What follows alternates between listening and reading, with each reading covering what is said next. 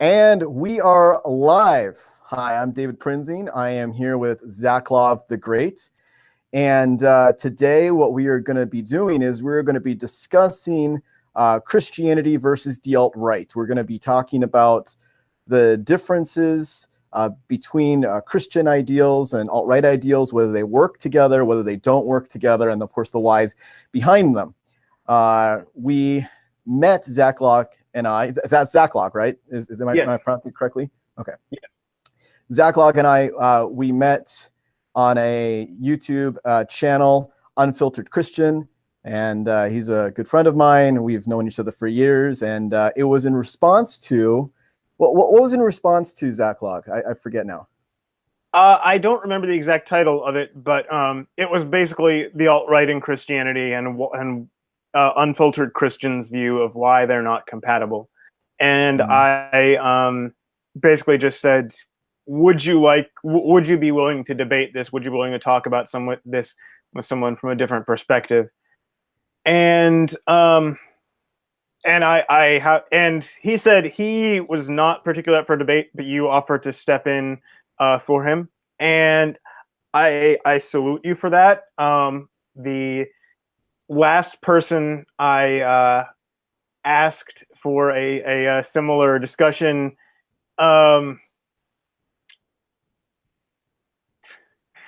I think summarily declined would be the best term for it. And the polite way to describe it, summarily declined, is the new.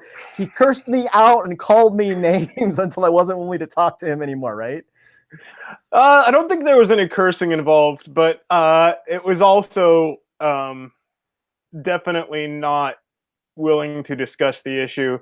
And I don't want to. There's some further humor value there, but unfortunately that would require naming this person, or at least naming their internet name. And so I'm going to be polite and leave that out of it. So, okay. But so you have a channel, you have a YouTube channel, and you talk about Christianity, literature, and the alt-right. Is that correct? Yeah. Well, I talk about politics, talk about current events occasionally. I record poetry, and just whatever happens to be passing on my mind. I started my YouTube channel about a year and a half ago, actually, in response to the election of Donald Trump, and not just him, but actually the paranoid freakouts in response to the election of Donald Trump were what I made my first video because of. Having done that, I just decided, well, why not keep this going and see where it leads? And some people may think this is Weasley, and I not the redhead magicians, but someone who's not being fully honest. But some people may find this a bit Weasley of me, but I honestly don't know if I'm really in the alt-right. I'm a slow joiner. Well, but we're gonna figure that out in a few minutes. Let's okay.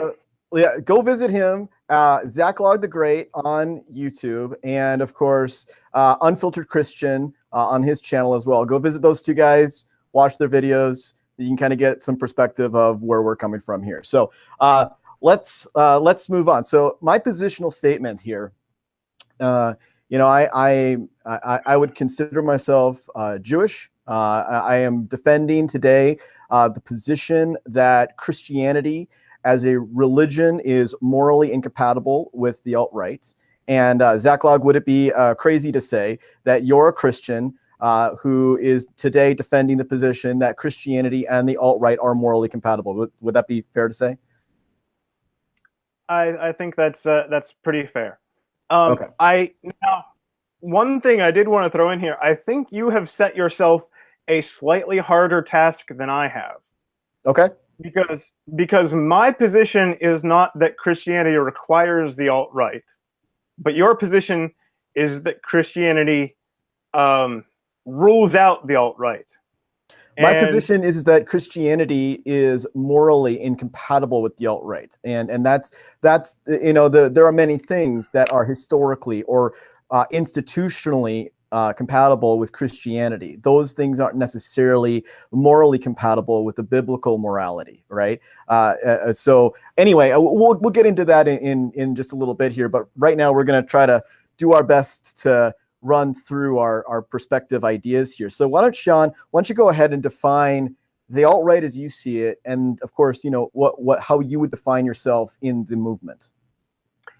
Okay. The alt-right, let's see, is a a political movement of the right wing that embraces nationalism, that embraces the idea that nations have a right to exist and a right to be separate, and not just nationalism, but white nationalism. Not just white, though. Okay. I mean, yes, white nationalism, but also Jewish nationalism. Israel, good for you. We're glad Israel exists. France, we're glad France exists for the French. We're glad England exists for the English, and we are glad that Egypt exists for the Egyptians. So it's not. Now, give me a second. Now, I will say, to be fair, you can say that it's more argumentative in favor of white nationalism because nations are the ones today who are basically having the validity of their existence questioned. Well, Israel too. To be entirely fair, a lot of people question the right of Israel to exist. I'm not a member. I think it'd be fair to say that every country on earth, with no exceptions, has their sovereignty questioned on an ongoing basis by other countries. I would say that's a fair statement. I mean, right now, I'm not sure that you can find a single country or a single example in the world where their sovereignty, their right to exist, hasn't been questioned by an enemy. Give me a moment. Let me think through that. Well, if you're talking about like international conflict and war, then that's a thing, and every nation has to deal with those kind of things at some point. But if you're talking about saying that this group of people has a moral right to their own territory and to run their country essentially the way that makes sense to them, to set things up as in a way that makes them comfortable. It seems like today primarily white nations are experiencing people saying, well, no, you have to change everything to make all these other people comfortable. Well, I mean, we could say the same thing about Mexico, and of course, most of the South American countries. They've had border skirmishes and the right to exist questions by their neighbors. If we went over to the Middle East and we looked at all the Muslim countries, you got your Sunni versus Shiite conflicts that are constantly going on, even within the Sunni and even within the Shiite communities. There is the right to exist, the right to your own land arguments. I think this is a fairly common thing that I'm not sure that we're going to agree or even be able to define truly a meaningful difference in what you're going for. But I kind of understand the reasoning for you're going that direction. But we'll actually get to more of that nationalism in a minute here. So okay. Besides the nationalism, I mean, in short summary, what is the alt-right? It's political movement, you said, and how do you fit into the alt-right? I mean, what's your like 2-sentence idea of how you fit into the alt-right? The main reason I find the ideas interesting, the main reason I identify with them is that they appear to be almost the only people talking about what seem to me like real and serious issues that need to be addressed. Okay. And just like to give an example, there was a few months ago, there was a group that I think it originated on 4chan, but they put up posters at like a few different schools that simply said, "It's okay to be white." Yep, I remember that. It was a huge big deal, and I was actually laughing when I saw that because I was like, of course it is. You know, like Shank from TYT, right? He's always like, of Of course, course! of course. Of course Right. it's fine to be white. I mean, it's fine to But be any color. It's fine to be but anything. what reaction did they get from, for instance, the mainstream media? What was the reaction? Was it, well, yeah, of course it's fine to be white, or was it, oh, this is horrible racism? Oh, of course, it was ridiculous. I mean, this was, I believe, shortly after the Trump chalking incident, where they needed to get counseling because the name Trump was written in chalk on the ground, right? And of course, right after this, you've got the "It's okay to be white," and it's an epic trolling, and I loved every minute of it. I'm not afraid to say that I enjoyed watching people just freak out over this clearly trolling attempt. I mean, it landed so well, and I got to admit, I probably would have done it myself if I'd been in college these days, just for fun. Not because I'm a white nationalist. It's just because it's a true statement. You wouldn't be angry at that statement if it was about it's blacks. You know, it's okay to be black, and of course because you know what? There are times that it's just good to flip the perspective around so people can see, hey, you know what? If we're pissed off at them saying this about being white, maybe we should be pissed off about somebody saying it's okay to be black. You know, maybe we either shouldn't be pissed off at all, or we should be pissed off more uniformly at everybody, right? Right. And but you know, like I said, the reason I brought up this example is, like, if you look at the people in positions of power, if you look at the media, and if you look at a lot of the academia, if you look at um, the unelected government, they are pretty much, they seem to be pretty much uniformly on the same page that that kind of statement is not okay. That was a really bad thing to do, and people on the alt right seem to be the main people who realize that that is a sign of something very, very wrong going on. Sure. And I think that regardless of whether you're alt-right or not, I mean, I'm not alt-right, and I knew what the reaction was going to be before it happened. And when it did happen, I was there laughing at it. I knew what it was going to be. So I mean, I'm not, I appreciate that that's what's bringing you to the alt-right. I would say, though, in defense of the idea that nobody else cares about this, I think that I think that a lot of us on the right care. I'm just not sure that, I'm not sure that we would necessarily go out of our way to do it. I mean, I would, because I'm a troublemaker. That's what I do, right? But I'm already the black sheep, so you know, your expectations can't get any lower with me. Yeah. So I would do it. But so let's talk about Christianity for a moment here. Let's talk about. I wanted to run through this because this is kind of important for a little bit of a framing reference here. So we talked a little bit about what alt-right is. We're going to come back to alt-right. We're going to talk more about what the alt-right beliefs are and the actions that would be taken from those beliefs. But before we get there, I'd like to talk about Christianity just for a quick sec here. And I'd like to talk about how there are so many different types of Christianity here. And if we just kind of open this Pandora's box and say, look, we're just talking about Christianity, somebody's going to come up, they're going to comment on the channel, and they're going to say, well, not my Christianity now, right? I mean, and so I don't want to overrepresent and I don't want to underrepresent. And so we need to kind of clearly define what we're talking about here.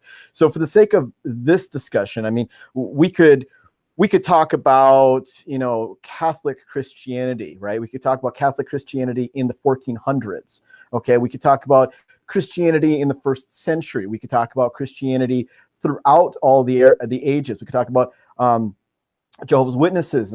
We could talk about Seventh-day Adventists. We could talk about Mormons, of course. We could talk about Christian Scientists and all these different groups, right? And unfortunately, if we get too far off the rails, we're definitely not going to be able to make headway with this discussion, right? So I've devised a mechanism by which we can kind of narrow what we're talking about here to try to define Christianity and put what we're discussing in a little bit of a box. So that in my opinion, the best way to do this is to talk strictly about biblical Christianity, biblical morality, right? Because there are three different types of morality. We've got the historical Christian morality, meaning things that the Christian church has historically allowed or disallowed, right?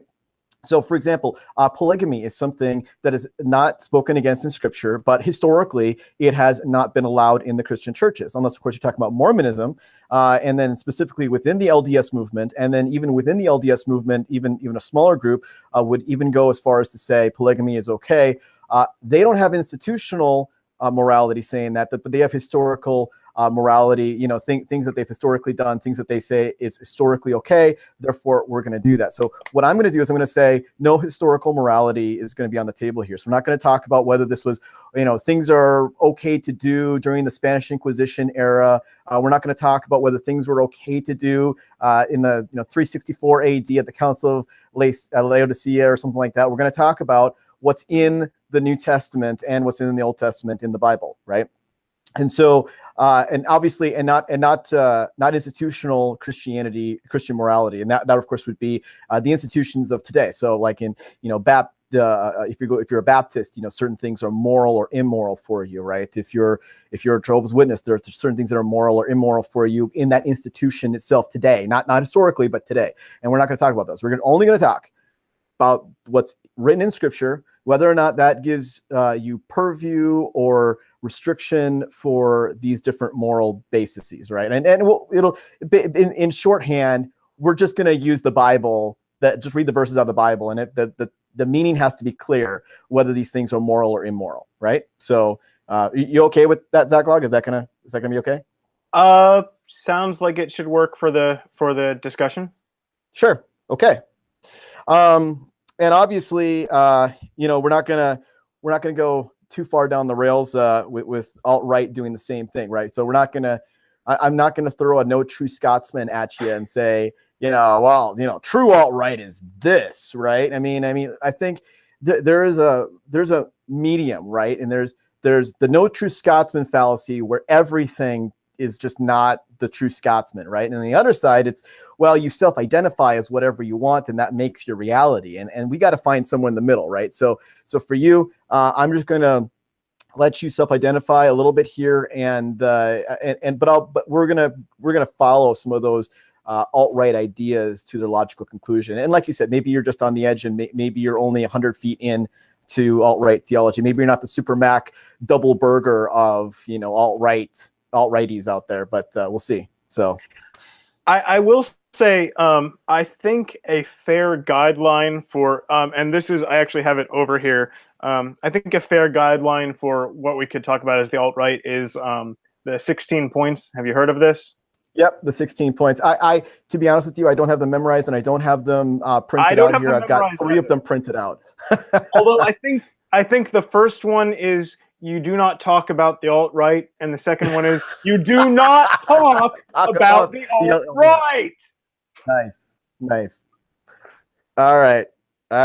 So why don't you tell me a little bit about the common positional statements of the alt-right, and more importantly, focus on your positional ideas.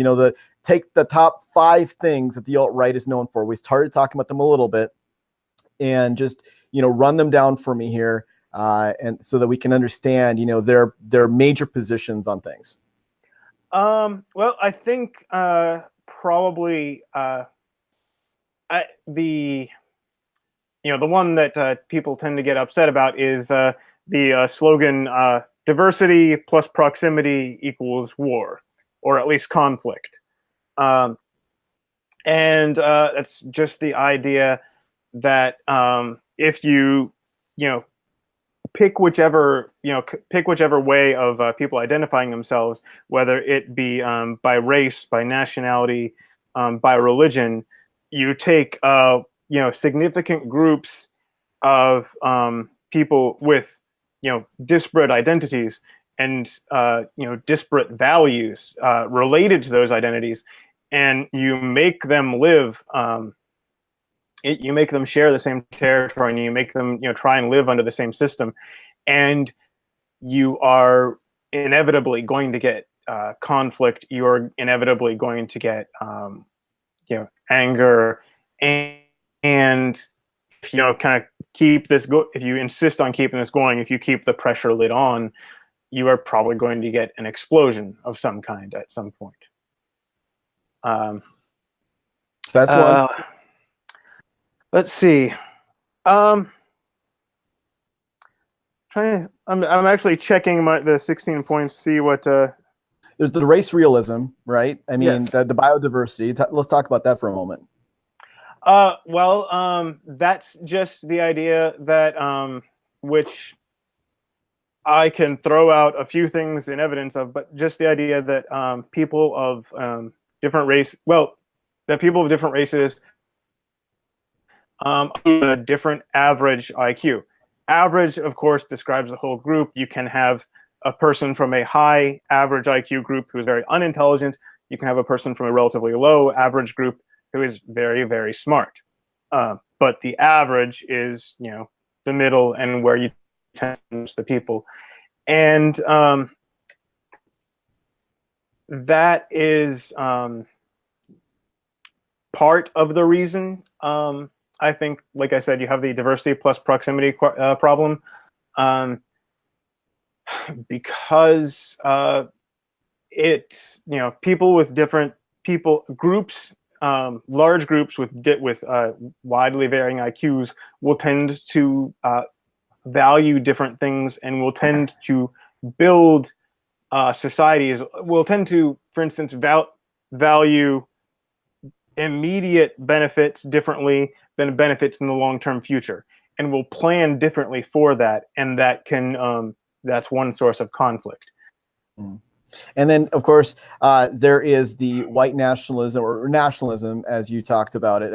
Racial nationalism actually probably is a better description for it in your description, because it's still based upon race, but not necessarily a white race. So racial nationalism, is that a fair assessment? Well, it's part of the problem with the alt-right in the United States, is that there's not, like, in terms of the white people in the United States, there's not a distinct, white nationality. Most white Americans, I don't think, can say, oh, I'm this much English, this much French, this much German. I think when you get to Europe, I think if you want to look at Europe, you can probably find a lot more loyalty to a particular nationality, and it's rather simpler and more clear cut there. But did I answer that? Yeah, no, I guess you did. Still thinking that you mean ethnic. Maybe you're looking at a racial nationalism on a different level. Kind of more of a magnetic racial nationalism, where if you're close enough to this target, you just kind of get pulled in, and you're a part of that group. Close enough is good enough almost, but. Especially you talk about like the French, the French nationalism, where, I mean, they're in a place of the world where everybody's white and they're bordered by people who are white. And, even a lot of the Muslims that are in there are white. So, I mean, there's a difficulty there, of course, to differentiate the French from others. If you're going to say the French have a right to their national identity in that respect. Right, but and the other thing is, if I were in France, I probably wouldn't be talking about white nationalism. I would just be talking about the French, and people who trace their heritage to France, people whose ancestors lived, died, and sometimes bled in and for France. And so it's in the United States, we don't have quite as clear a nationality set as that. And so in the United States, we tend to kind of group up white people in a way that England or Spain or France, those nations probably wouldn't. They would make finer distinctions. Gotcha. Okay. So, and what obviously, what's the alt right's and maybe your position on immigration? You know, illegal, legal, and of course the refugees that we see, you know, coming across our border.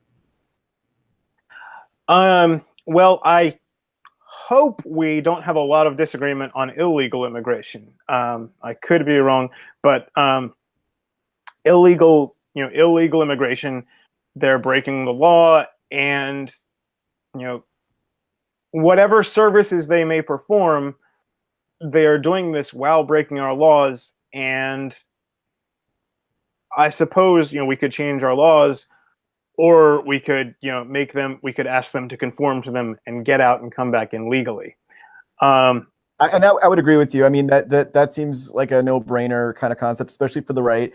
And I mean, look, I mean, the reality is you're right. If we really need to, we can change the laws. That's really what it comes down to. It's the breaking of the law, whatever that law is, regardless of how you want to put it. There is no sovereignty if there is no obedience to legality, right? And especially if we have no borders, we have no ability to say who can and cannot be here. But on the subject of, say, legal immigration, what are the alt-right's perspectives on legal immigration? Who should be allowed here? What's the context for that? And then, of course, when do we open up our borders to refugees? What would be considered for, like, what would the alt-right do for the concept of refugees? Okay, so first, like more standard legal immigration, there's the problem that we've had, we had in some degree immigration throughout our history, although we have had also closed periods where we just said, no thanks, no more people right now.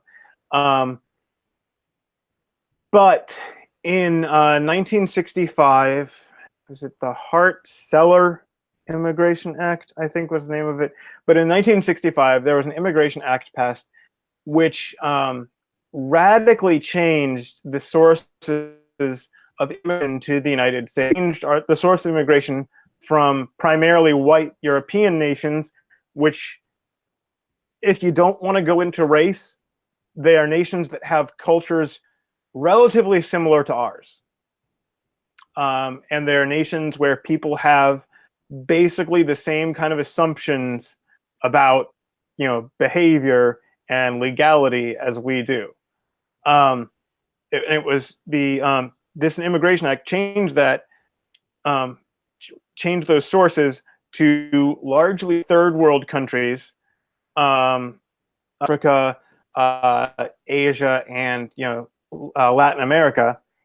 And these are countries where they do, again, if you don't want to look at race, if you want to look at culture, where the culture is very different, and the cultures they have produced outcomes that most Americans would not be terribly happy about.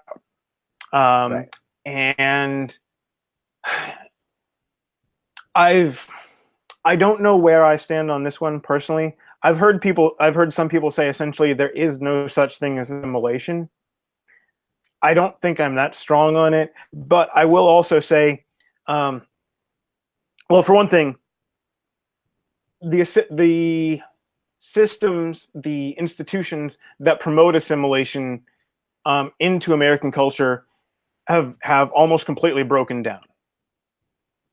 People are coming from these countries and they aren't becoming Americans. They aren't learning our way of doing things. They aren't, conforming to our culture.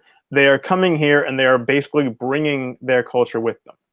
Mm-hmm. The second thing, even if assimilation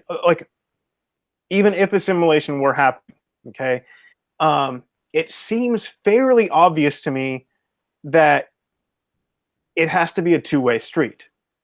If they come most of the way towards our culture, if you have sufficient numbers, it seems obvious to me that our society would move a little bit more towards theirs. Like, I don't know how it could be otherwise. You can't, action and reaction, there's thing, and I don't want our culture being more like Somalia. I don't want our culture being more like Afghanistan or Indonesia. Or even Mexico. I really don't want our culture to change that way. There are things about those countries that I think don't work as well as what America has historically had, and I don't want us to move in that direction. Right. And so historically, the United States has accepted legal immigrants from a variety of countries, especially countries even that were poverty stricken at the time. The Irish come to mind when they immigrated to the United States. And, not everything in these cultures is necessarily what we want to adopt, but obviously they're leaving their culture for a reason. The difficulty here is that what should be desirable is they're joining a larger melting pot, right? And that larger melting pot absorbs a little bit of them, but they absorb a lot from the melting pot, right? And so the idea is that they absorb 80% of the American culture, and they contribute maybe 20% into it, and hopefully the better part of their 20%, but unfortunately, I think what you're saying is that the alt-right sees this as more of a negative adding process, where all the problems are coming in, all the cultures coming in. There is no assimilation at all. And I'd agree. I've seen various cultures that have zero assimilation, and those processes have broken down over the years. However, I would think that right now one of the biggest issues that we have is the idea that assimilation is bad. I think that idea has been promulgated by the left, where it's like, let's celebrate every culture, let's celebrate all these different things. And it's like, look, I get that you've got your own culture, but shouldn't that be your thing? I mean, that's cool, but that's your thing.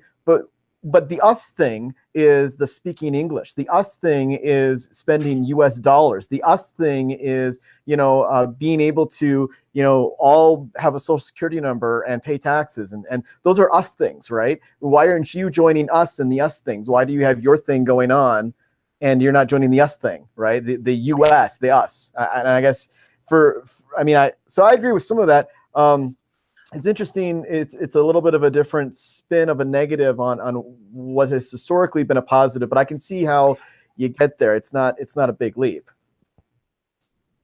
The other thing, like if you brought up the Irish, which is a common example, and when we had a big wave of Irish immigration,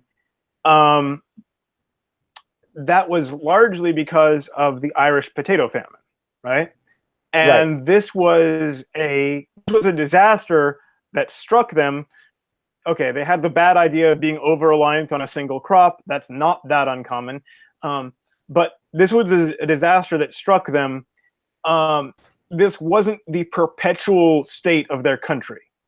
Like, they didn't build a country that lived in that state of deprivation and poverty all the time. Something right. really awful they needed to come, and they needed to escape. The other thing, the Irish were, Christians. At the time, people were a little more edgy about Catholic versus Protestant. Okay, maybe a lot more edgy, but I mean, still, they were Christians, and they had a largely similar understanding of morality, of how you what is the right and decent way to interact with other people. You bring someone from Somalia, you bring a Muslim from Afghanistan, their culture is much more different than the Irish was, and like trying to interact with someone, trying to live next door to someone who has values that different than yours, that's going to be difficult, and that's going to cause stress, and that's going to cause conflict. Well, I mean, I guess I'm just saying is that at the time they were really looked down upon, right? And then they were really discriminated against. They were put into ghettos. They didn't really integrate that well. They stayed, Irish stay with Irish, even in the New York area. They're, in fact, not only that, but I mean, they didn't have really a lot to contribute, right? I mean, they came from a poverty-stricken country that was mostly destroyed from the potato famine. And honestly, they didn't really have a lot to offer.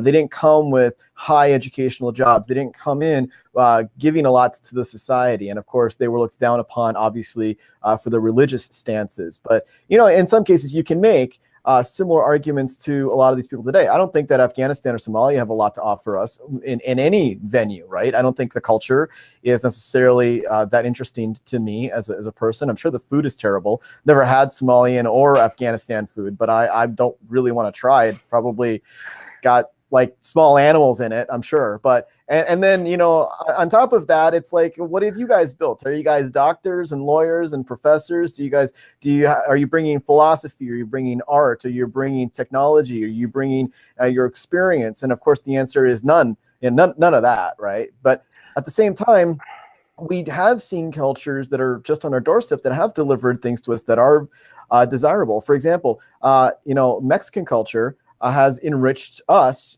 quite a bit. When I lived in Southern California, there was a work ethic for a lot of the Mexicans that lived just over the border. I mean, they worked hard, and they were known for working hard. In fact, some of my favorite food is Mexican food, or rather Mexican food, meaning food that is like kind of Mexican food, but it's been melting potted into the current American Mexican food that we eat today, which is delicious. I love it.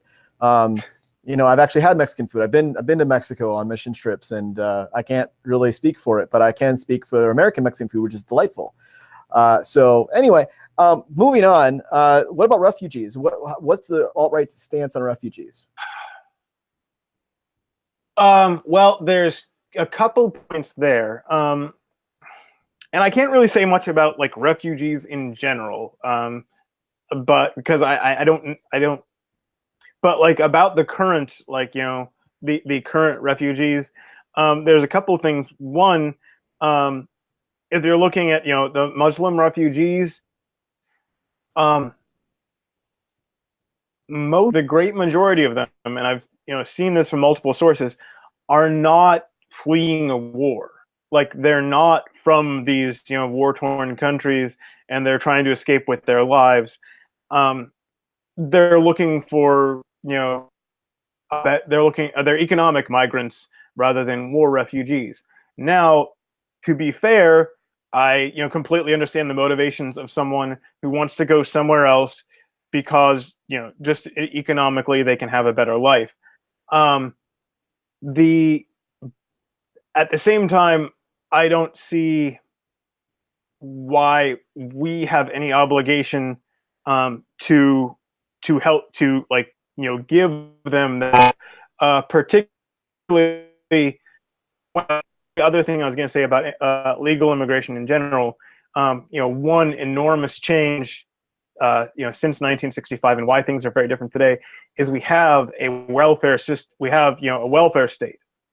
And if you have a lot of immigration and no welfare state, people come here, and if they cannot make themselves useful, if they cannot integrate, if they cannot make themselves useful to, you know, the larger population, they say, okay, well, I guess I've got to pack it in and head home.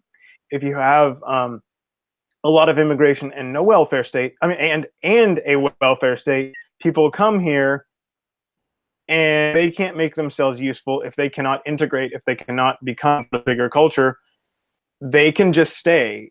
And basically, we're paying to keep them here for some reason. And the other thing about the current, you know, war, the current, you know, refugee question, and now, to be fair, I don't know where these numbers come from. I would have to, like, track them down.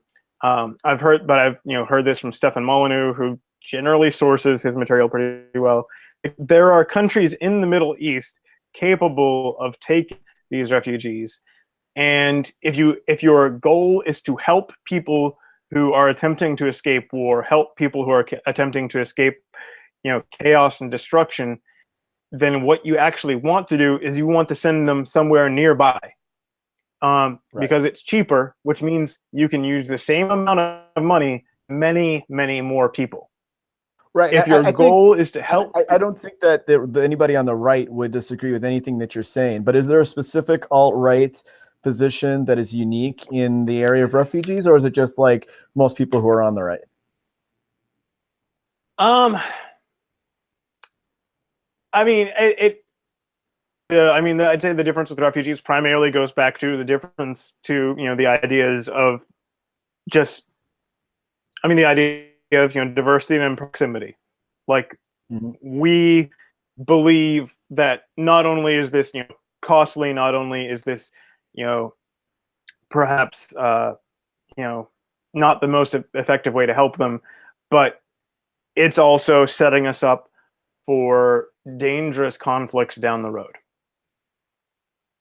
Gotcha. Okay. And so it's part of the same idea. Gotcha. Okay. So, so under the proposed actions of the alt-right, in order for us to understand, the ideas, like ideas always turn into actions, right? And it's really not the ideas, and ideas themselves are innocent. I mean, we all have ideas, right? And some of them better than others. And we have an idea for X amount of time, maybe we mull it over, and finally we're like, it's a bad idea, and you move on, right? So ideas themselves aren't necessarily what we're talking about here today, because Christianity is a set of beliefs and alt-right is a set of beliefs in the respect. But what really we're coming down to is actions now, right? So Christian morality dictates certain actions, and the alt-right positions dictate certain actions. So what would you say? I got a list here of a couple of different things that I've heard alt-right people talk about, and maybe you want to expand on them. Maybe they're not things that you believe in, but why don't you enlighten me as far as like disassociation? I mean, this is an alt-right policy of that I've seen a lot of, disassociation.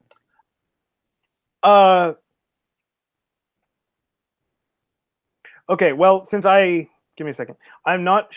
I haven't seen that term thrown around. I can give you what I would guess to mean by that, which is just don't worry about it. If it's not a position that you hold, I won't argue with it. But well, on a general level, I can address the idea of disassociation is just that, hey, I don't want to patronize a black store, right? If the black store owner, I don't want to patronize him, so I'm going to go somewhere else, right? And then everybody in the town goes to somewhere else, right? And then that guy goes out of business. Then you replace it with a guy who's a white guy who runs the same store, but now it's his store. And then people patronize them. And then over time, this leads to, moving all of the black people out of an area until it's just, white folk who want to deal with other white folk or something similar. And it's this idea that forced association with another group of people is wrong, because we have the freedom to associate in this country. And that if you're forced to patronize a black person's store, that's akin to slavery or prostitution, depending on how you interpret the law. Okay, well, okay, I thought that was where that was going, but I wasn't 100% sure, so I didn't want to address it until I was sure. But yeah, I think it's and this is actually something I said a long time ago in a different context. In the United States, we have freedom of association. Although that's not actually in the First Amendment, it was kind of read into the First Amendment in the early 20th century. I don't know the decision off the top of my head, but it's the freedom to assemble in the First Amendment. So you have that Congress can make no law respecting an establishment of religion, the freedom of speech, the freedom of the press, and the freedom to peaceably assemble. And so then this gets read into the concept of the freedom of association. Right. And so to me, the idea of freedom of association necessarily implies the idea of freedom of dissociation. For instance, and to give a parallel, we have freedom of speech.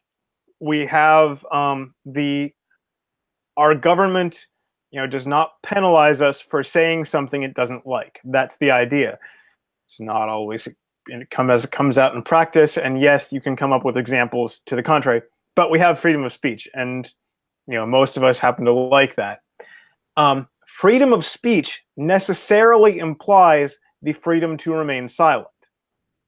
If you do not have the freedom to remain silent, you don't have freedom of speech, because if you're in a group and the group all says, and the group all says X, and let's say you disagree, well, you don't have to start up a big thing. You can just stay there and keep your mouth shut.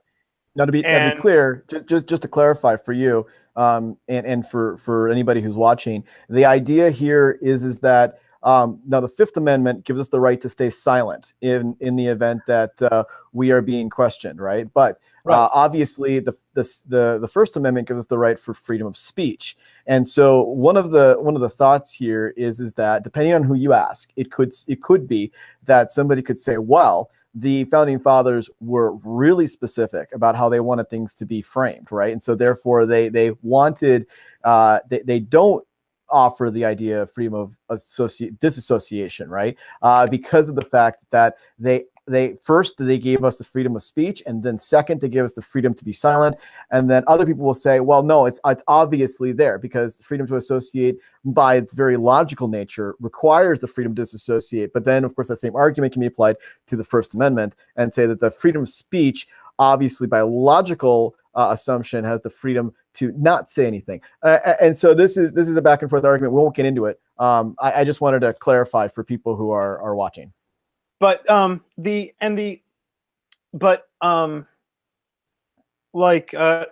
a second. The example you gave, that a person would have to shop at someone else's store, is not the most common example. The most common example is you have a store, and you have to serve whoever comes because the law says so.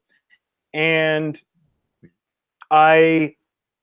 it's comes from public accommodation laws, which, for one thing, when those laws were actually made, they were specifically tailored to a particular cases. It was like hotels and restaurants and I forget what else, but the idea was that if people cannot, in this case, black people cannot access these things, then their freedom of movement is severely limited.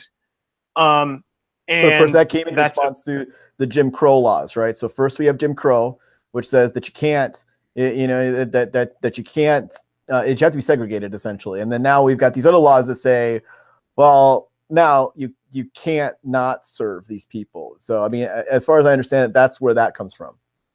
Yeah, and I guess my thing is, like, why did we flip it completely to the inverse?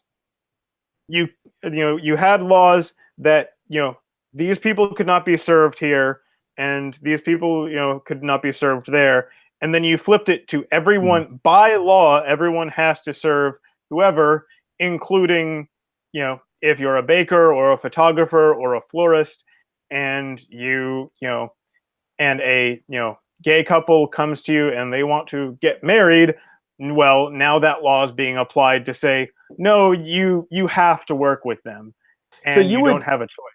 So you would be okay, and this is your application, not just alt-right, but also something that you would believe in. So correct me if I'm wrong here, but what you would believe in is the idea that not only could you just refuse service to somebody just because, hey, I don't like you, or hey, I don't like your skin color, but also, yes, you would buy into this concept of there are a bunch of people in the town that want to run a guy out of town because he's black.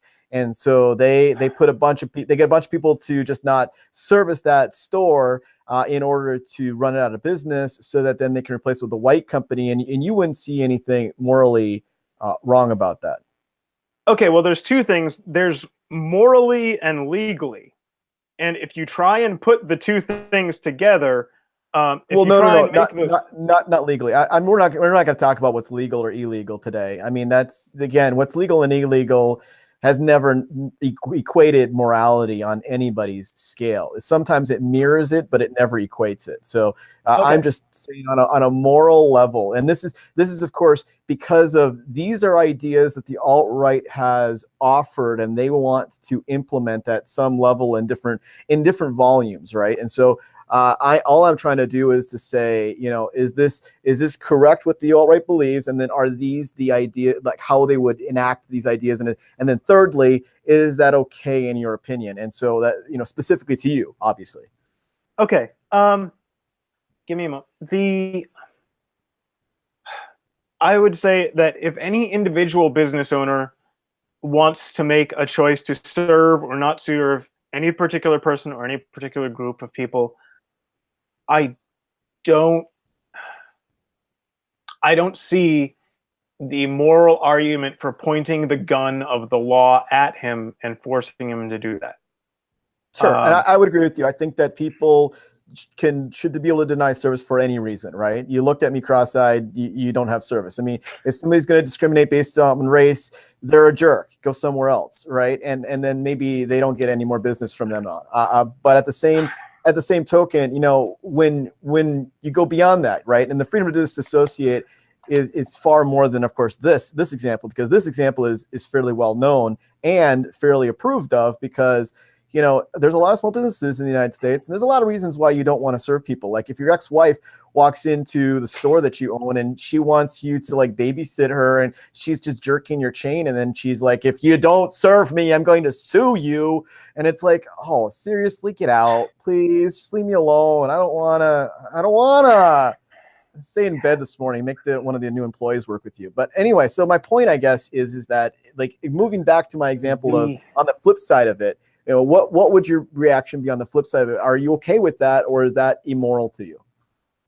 You're talking about the group of people colluding, like a group of people and a group of businesses colluding against a particular person or a particular kind of people. Right, specifically because they're black, but for no other reason than they're black. I mean, we're not saying that this person, like, okay, I'm not talking about like for legitimate reasons, like this person is, they're evil or something, we're going to collude against them. But I'm talking about like on a national scale, you start seeing towns begin to discriminate against people because they're Asian, they're black, they are Hispanic, they're illegal or whatever. And then say, we're going to come together with a group, and we're going to collude to, or have a conspiracy essentially to just not patronize your store until you go out of business. And then, or we're going to raise rents on you legally, obviously raise rents legally on you until you can't afford it, till you run out of town. And then I'll rent out to somebody else I like better for a lot less. I mean, what are your thoughts on these types of business practices that the alt-right has proposed in the past? Okay. Okay. Because I'm sorry, I'm trying to sort through this because it seems like there's like 3 different scenarios I just heard. So I'm trying to address them one by one. Okay. The group of businesses saying we won't serve this person or we won't serve these kind of people. I don't particularly like that, but I don't see how you prevent that without impinging on simple freedom of association. I'm not talking about freedom of association at this point. I'm okay. Strictly let's keep to just the moral or immoral argument. And okay. I'm not asking you to quote verses to me at this point. What we're looking for is we're just looking to see, whether you would see this as moral or you would see these things as immoral. Well, the other thing with that, okay, moral or immoral?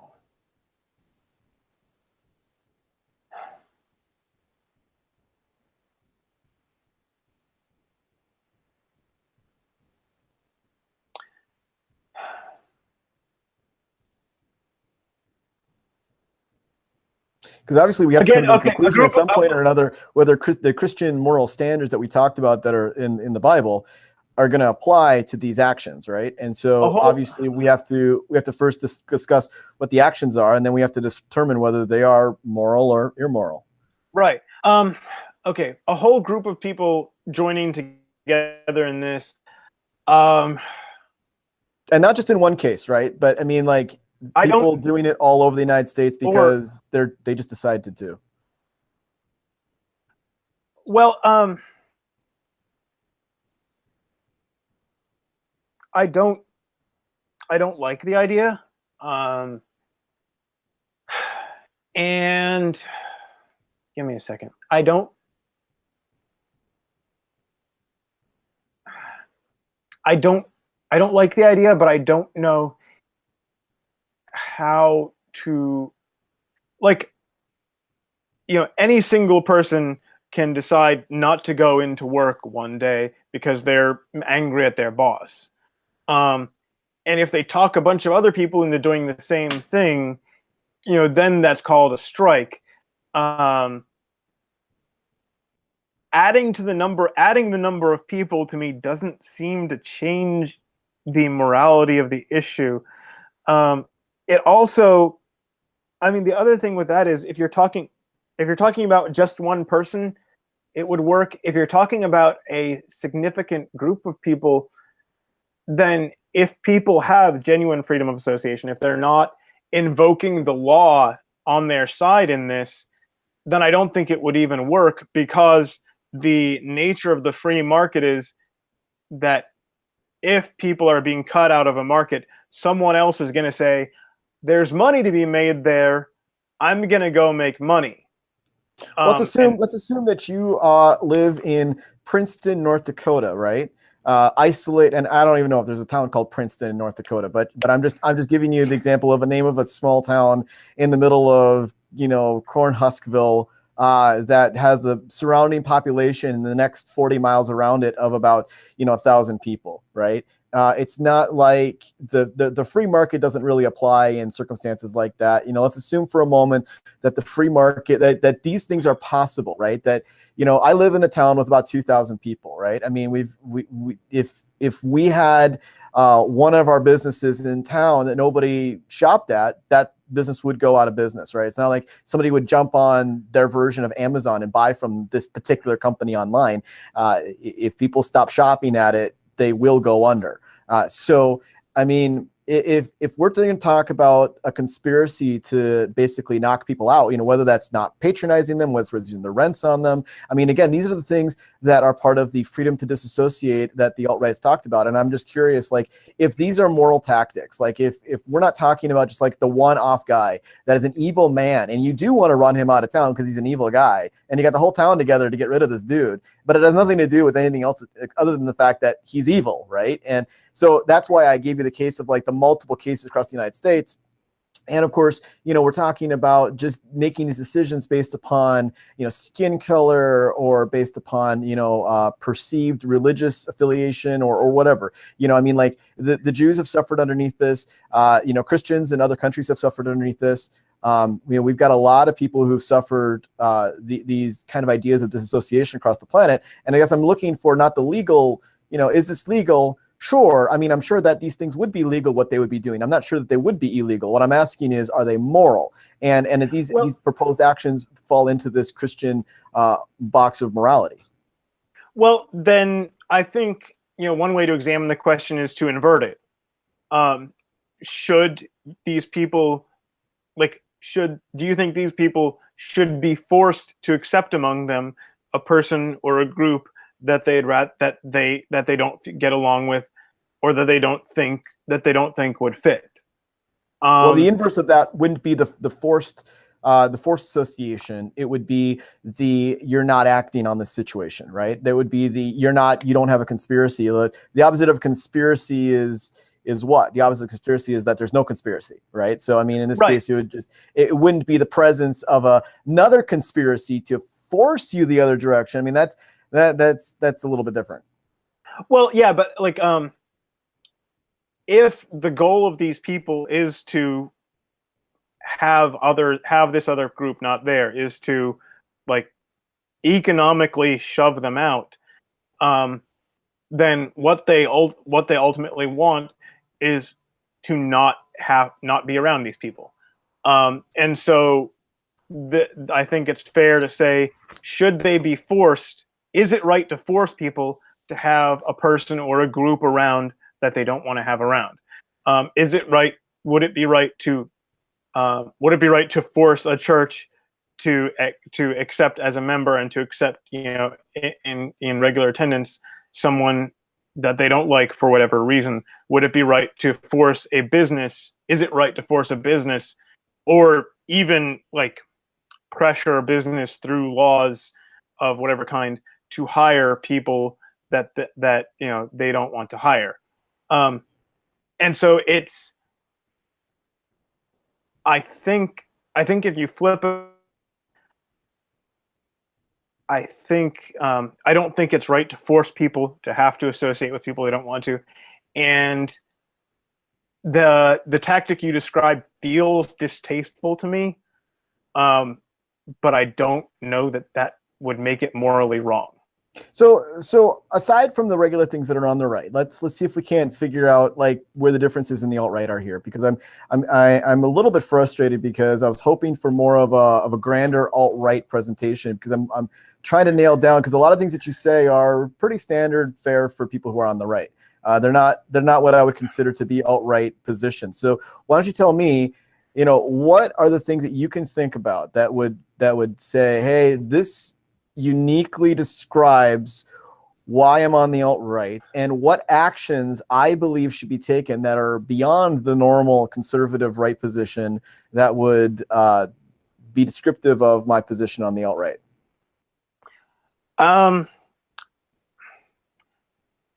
I think the main things is just, you know, saying that, like, what actions, like what specific policies. Right. So I mean, like, Or people on the right, I mean, people on the right want the ability to say, you know, somebody comes into their store, hey, I'm not going to serve you because the last time that you were in here, you know, you stole from me and I saw you running out the door with that, and I'm not going to call the cops, but I'm not going to serve you either, right? Or somebody walks into their store and last time that they were there, they, you know, forced the salesman to work with them for 2.5 hours, you know, and made a whole pile of clothes and then just walked out the door, you know, and just to mess with them, you know. And it's just like that's a very common position on the right.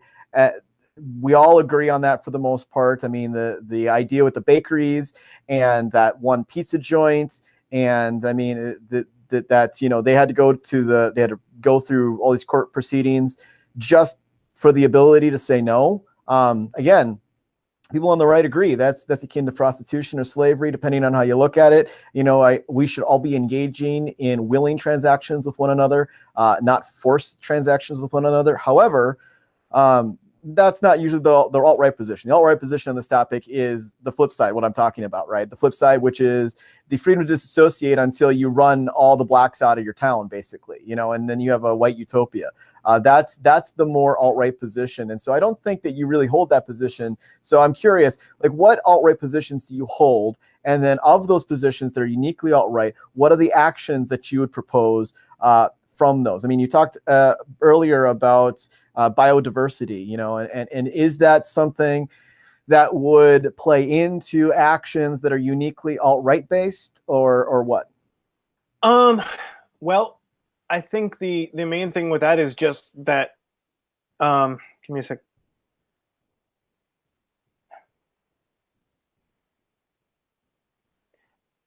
Just that, like, you can't expect people from these different groups. You can't expect them to you can't put them in one place and expect everyone to get along and behave the same just there because they're in the same place.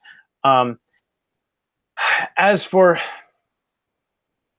I'm frustrated.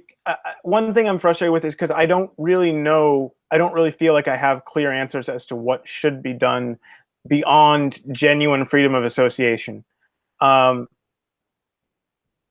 But the biggest thing that is, you know, pulling me to the alt-right is, you know, you've heard a lot of people talking about this, the quote unquote browning of America, and that, you know, within our lifetimes, the United States is going to be, whites will be a minority in the United States. And I look at that, and I look at my own children, and I look at what kind of outcomes that's likely to have for them. And I don't think it's pretty at all. I don't think we can expect, we could expect to be treated well under those conditions. If you look at the level of hatred and the level of open contempt that is not just allowed but welcomed against white people in America today, and then you project that out, another 20 or 30 years into the future when white people are an actual numerical minority. um, I think that will be, I think that could be very, very ugly for me. And I, and if it were just me, I wouldn't care that much. I'll survive, whatever. But I think it will be very, very ugly for my sons. So And what's your solution for that? I mean, so we've got we right now we're not going to return to sender 10 million Mexicans or whatever, right? They're here to stay. We all know why? that. We all know that they're not going home at this point. But the question that I would have for you is, okay, bearing it, biodiversity is a very complex topic. I think we should do a video on it, just you and me, because it's I half of the notes I printed up today were about biodiversity, right? So, it's a very interesting topic. We should talk about it. But honestly, what's an alt-right solution? What's your solution for the quote unquote browning of America? Honestly, I think what is most likely to happen, I mean, even if you take out the specifically racial component, we aren't getting along. Like, as a nation, we are not getting along with each other at all these days. The level of sheer rancor, that is, like, the last election, we had a presidential candidate openly, just basically spitting on 1/4 of the population of this country in a public appearance. And that is amazing. I mean, it was, for one thing, it was just unbelievably poor, an unbelievably poor political move. Like, she just basically ruled out a lot of possible converts. But um, the fact that she thought that would sell, the fact that she thought that would work for her, like, that's a very bad sign for any kind of unity. And it seems extremely likely that we're going to have some kind of breakup in the not too distant future. And along with that, I think that there's probably going to be, in that breakup, violent or peaceful, there are going to be racial components to that. So Um, what's your solution? What's your action here that is unique to the alt-right that would solve this problem? So you've seen the problem. You've got an alt-right perspective on this problem. It's not my perspective, but I mean, Hillary is my perspective. Obviously, I agree with you 100%. She lacked complete self-awareness in the basket of deplorables speech, and then after that, you're a basket of deplorables, but it's your fault, not mine, or something. And then you don't understand like what I really meant. Oh, what, you're really deplorable now, aren't you? Because clearly you're stupid and you're deplorable. So whatever. But my point is that in your particular ideology, with the alt-right, what's your you've outlined the problem. What's your unique solution that is outside of the normal right for this particular problem? Honestly, I think a lot of it would be, you know, deporting definitely illegals. Period. Um, they by definition, they're illegal. They don't have a right to be here. Um, and then, if you could, it would probably involve, deporting a lot of people who, if you came here, if you immigrated here and you are on welfare, um, okay, I'm sorry, we're cutting off welfare, and if you can't deal with that, then maybe you should go home. And if you come here, if you immigrate here and you commit any kind of crime, well, maybe we don't need you. Maybe you should go home. And if the people who can get through that sieve, uh, maybe we can get along with them. I don't know. Um, and I'm sorry. I feel like you wanted someone kind of like fire breathing and extreme, and I don't feel like I have answers for what's going to happen. And I wish I did. I wish I had clearer ideas. Well, I mean, you're honest about it. I mean, that's better than most people, right? And so here's the deal. At the end of the day, you know, Christianity and the alt-right. I mean, I have, you know, I've got a lot of verses here that I pulled out for this occasion. But honestly, I mean, there's only a few that really matter, I think, that are applicable here. And I'm just going to close it up because we're already over 10 minutes of our time, and I'm just going to close up with some verses, and then we'll give the channels again, and then we'll say goodbye. But you know, something that struck me was that Peter and Cornelius in chapter 10 of Acts, right? And Peter's got the shroud that comes down, right? And it's filled with animals. And, you know, it's this vision about all these animals. And, you know, he later realizes that it's about these Greeks, these Gentiles, which he keeps which he thinks are unclean. And it's interesting because the Torah, the first 5 books of the Old Testament, don't actually dictate that the Gentiles are unclean, right? They don't dictate that they can't, you know, be with them. But Peter thinks he can't, right? And so this seems like an addition at some point, you know, probably oral Torah or something along those lines, that he feels like he can't even go near them, right? That they're just permanently unclean. And it says here in verse 28, and he said to them, "You yourselves know how unlawful it is for a Jew to associate or visit anyone of another nation. But God has shown me that I should not call any person common or unclean." And then, of course, jumping down to verse 34. "So Peter opened his mouth and said, 'Truly, I understand that God shows no partiality, but in every nation, everyone who fears him and does what is right is acceptable to him.'" Of course, I have some verses from the Old Testament that are in relation to this. Do not mistreat, Exodus 22, verse 21, "Do not mistreat or oppress a foreigner, for you are foreigners in Egypt. Do not take advantage of the widow or the fatherless. If you do, and they cry out to me, I will certainly hear their cry. My anger will be aroused, and I will kill you with the sword. Your wives will become widows, and your children fatherless." You know, this idea that if you oppress the foreigner, God's going to literally come and kill you. It's interesting. Or Exodus 23, which says, "Do not spread false reports. Do not help a guilty person by being a malicious witness. Do not follow the crowd in doing wrong. When you give testimony in a lawsuit, do not pervert justice by siding with the crowd, and do not show favoritism to a poor person in a lawsuit." Okay, it goes on.